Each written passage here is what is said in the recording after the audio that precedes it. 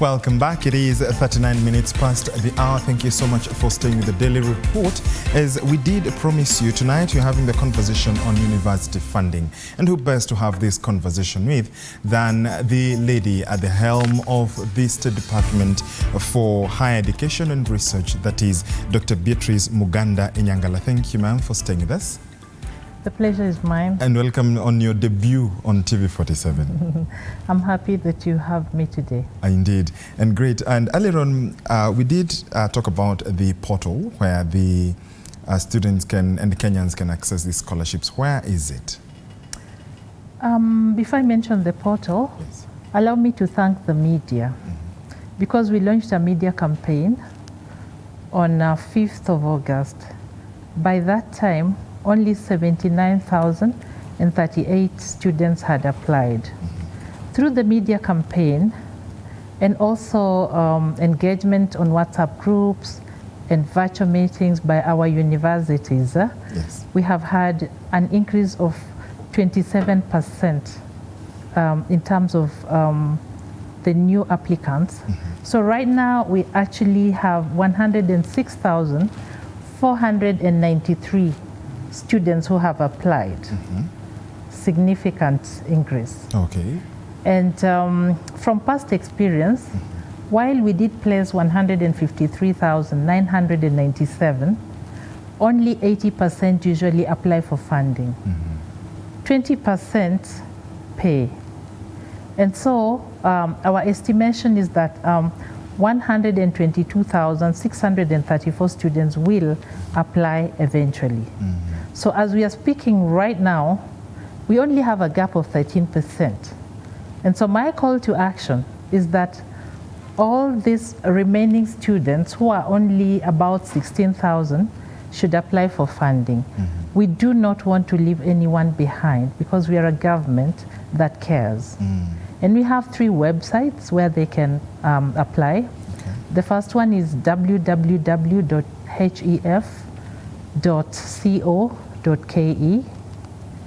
The other one is www.helb.co.ke.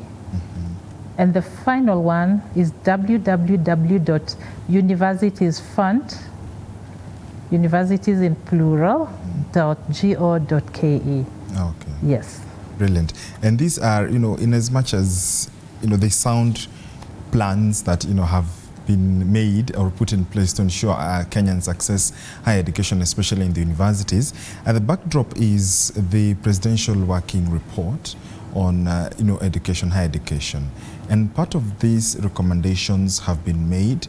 And, as a country, we've seen these recommendations going and gathering dust in shelves.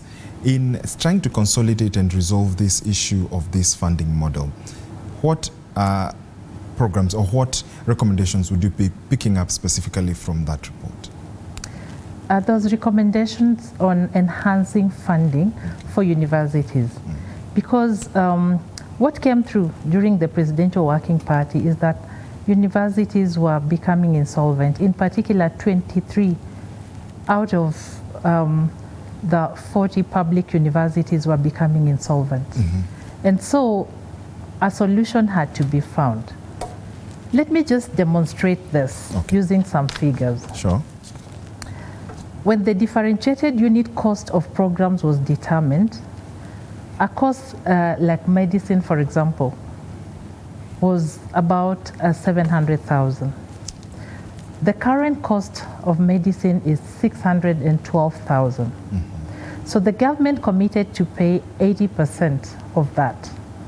And that would have been 489,600. But by the time we started serving in this government, the government was only meeting 48% of this obligation, which was 293,760. So that leaves a funding gap of 195,840. That's on the government side. What about on the side of families? And this is also very important in clarifying what everybody believes, that school fees has risen. It hasn't. Yeah. Because even at that time, families were supposed to pay 20% of the cost of the program.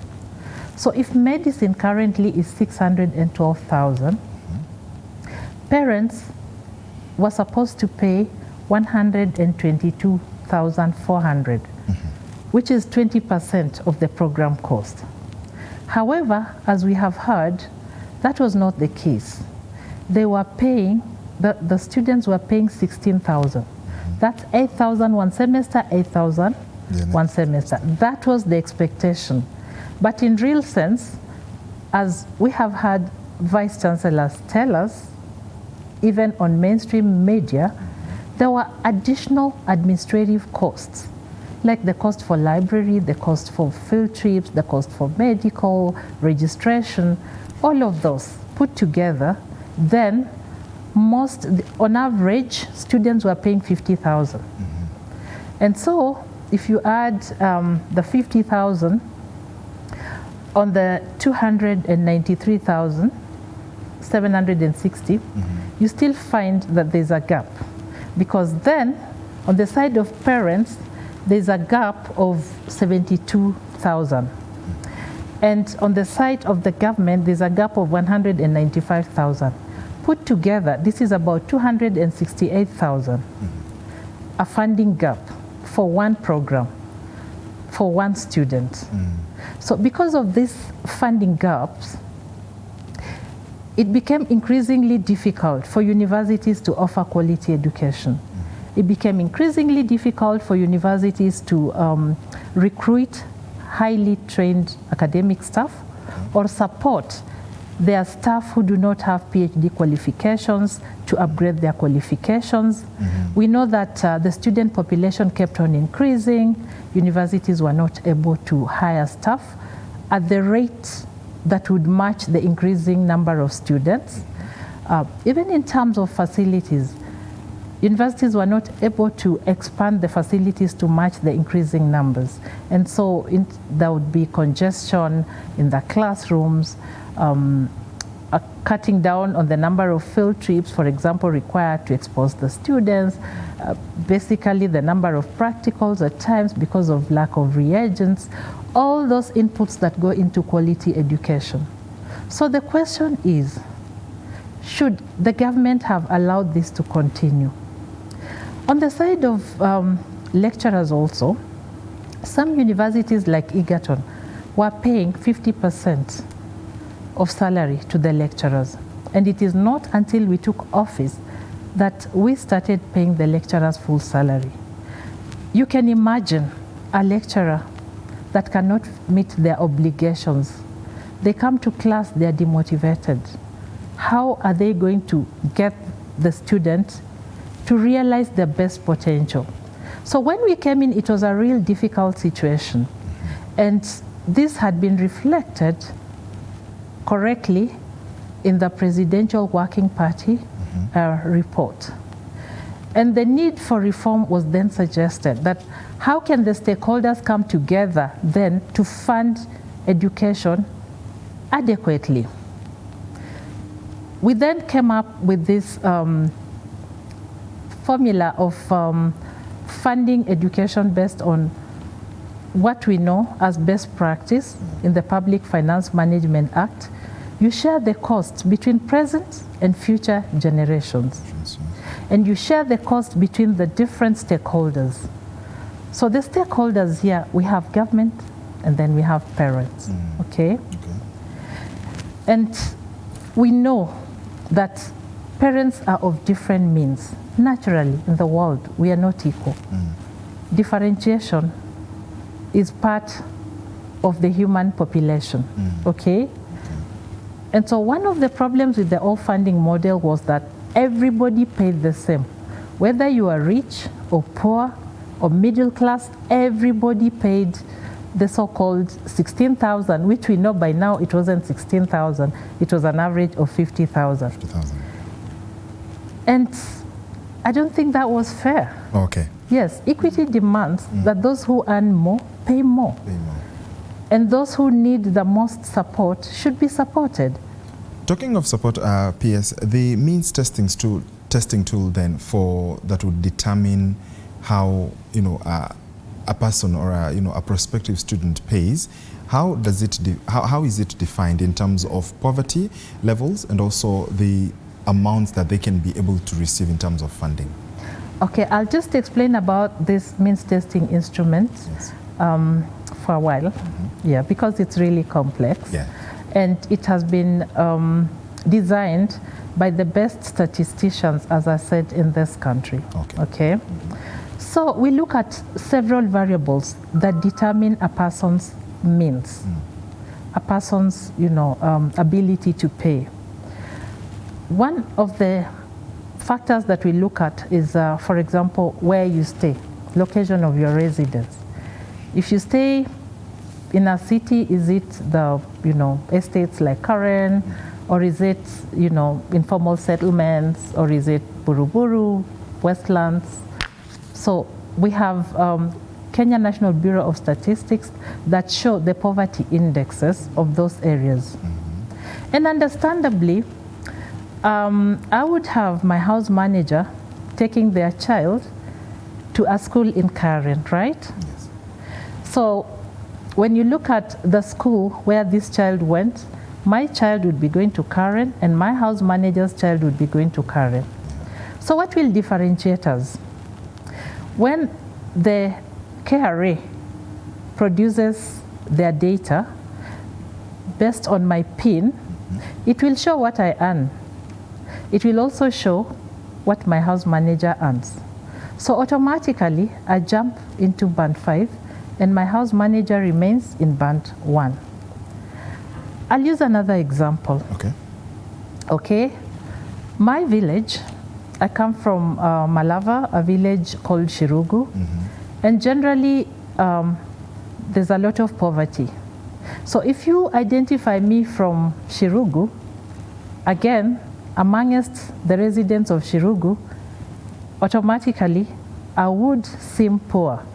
But again, when we produce the Kenya Revenue Authority data, then I will be categorized in band 5.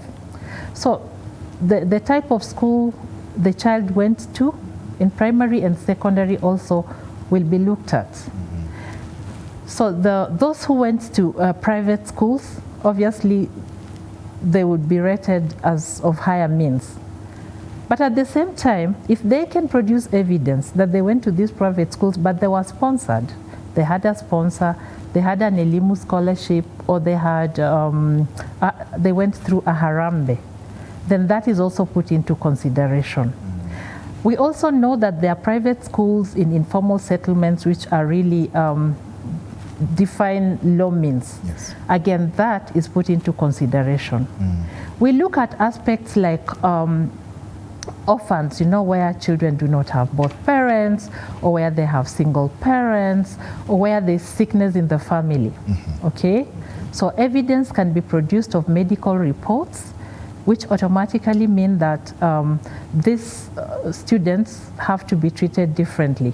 But at the same time, the formula excludes, those of higher means, because some would definitely be having insurance that then takes care of their bills. We also look at the number of children, other children in the family who are going to school. And so this could be going to primary school, secondary school, or university. For the university, we have the data at the Higher Education Loans Board and Universities Fund. And for high school and primary school, we have that data stored in NEMIS at the Ministry of Education. So these are some of the parameters we look at to then weigh where the family falls in terms of their income. Yes. So all this sounds, in very practical and in terms of, efficient rather. When you look at then this means tool, first of all, how updated is it? Is it very updated, or when is the last time that it was even tested with the current trends as we can see? We first applied this means testing instrument with the KCSE 2022 cohort. So after running it for 1 year, in June, we retreated to evaluate and strengthen this tool. We looked at the weights allocated to to these variables that I have just explained. And the way we did it actually included members of the public.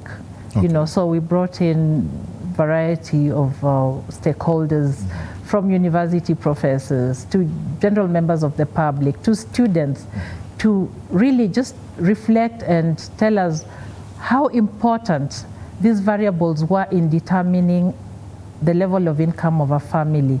And so, using these weights and very complex mathematical formulas, we were able to get average weights that we built into the model. So what I'm trying to say is that this model has actually been strengthened following the experience of the first cohort. And I'm confident that this time round, we are going to accurately identify these students according to their means. Why are private university students not incorporated in the new funding model? Because there was some chaos that erupted 3 days ago, saying that, you know, they were at the Kenya School of Government where they were advocating for inclusion. First of all, let me just clarify that we had infiltrators who were actually not students who came to disrupt that meeting. So they had a different agenda. But that said, you know, the principle we have in funding education is that the owners of the institutions mobilize scholarships, and then the government, you know, allocates the loans. So if you look at government, the owner is government. If you look at the private institutions, they are owned by trustees. And I want to congratulate private universities because they have done a good job sourcing scholarships for their students. Okay. Yeah. So these private universities students have been incorporated? Yes, yes, yes. Okay. Yeah, they are in the... They are access loans. So before, there has been then that deficit of about 3.4 billion shillings that is owed to private universities, where you know, government-sponsored students are going. It has not been allocated in the budget, has it? Well, you know, I started explaining about the differentiated unit cost. Yes. And what you are bringing up just, you know, raises the folly of the differentiated unit cost and the old model of funding. Because government was not able to live up to its obligation, obviously due to the tight physical space that is facing countries worldwide. You know, it's not just Kenya. So up to now, the government owes public universities 137 billion. The government owes private universities 51 billion. So what I'm trying to say is that it is not only you know, private universities that are owed, even public universities are owed. And so we have always had this debate about these pending bills that are owed by public universities, the 75 billion. Because you see also, if the government had come through for public universities fully, then these bills would not actually be there. So the point is, we had to confront our realities. And this was not going to continue. We were not going to continue living a lie, because eventually we were going to close our universities. And hence, a different approach to funding universities, where we say, look, if you really are needy, let us fund you up to 95%. And if you are able, we still appreciate the fact that you're a taxpayer, and so the government will come through with 60%, but you pay 40%. Is that not fair? And you mentioned that a percentage, and I saw someone ask a question on X when you said, you know, you were coming. Let me just try to retrieve that. I'm sure you saw that question as well. How comes I'm paying more than 41,000 Kenya shillings per semester, and it's, you know, and it's not a medical cost despite being needy, which can be confirmed by the papers when I've applied for both government scholarship and HELB. I am just rejecting this. It's another loot hoop for politicians. No, no, no. I want to assure... His name is truly Lewis. I want to assure Lewis that if there was any problem in their categorization, there's an appeals process, Lewis. You log into the portal and lodge an appeal. You'll be expected to provide some documents to support whatever you are claiming. So for example, if the issue is that you went to a private school but you were sponsored, whatever may have caused that problem, if you provide adequate information, your case will be reviewed. And Lewis, feel free to drop me an email. You know, the ministry's, the State Department's email is open. You know, it can be found on the Ministry of Education website. Feel free to drop me an email and I will address your issue. I will address your issue. Would you like to give him that email? You know, he is in university, so he should do a little assignment. Go to the Ministry of Education website and retrieve my email. Absolutely. Yes. Let's now take a short break up here. So when we come back, we continue this conversation. You can see your feedback coming. 22047 is our SMS line. She is at, her handle on X is at Betty Muganda 17. I am at George Maringa _ at TV47 News as well. Use the hashtag Daily Report, hashtag University Funding. You'll also have an opportunity for you to call in live and ask your questions to the peers. Do stay with us.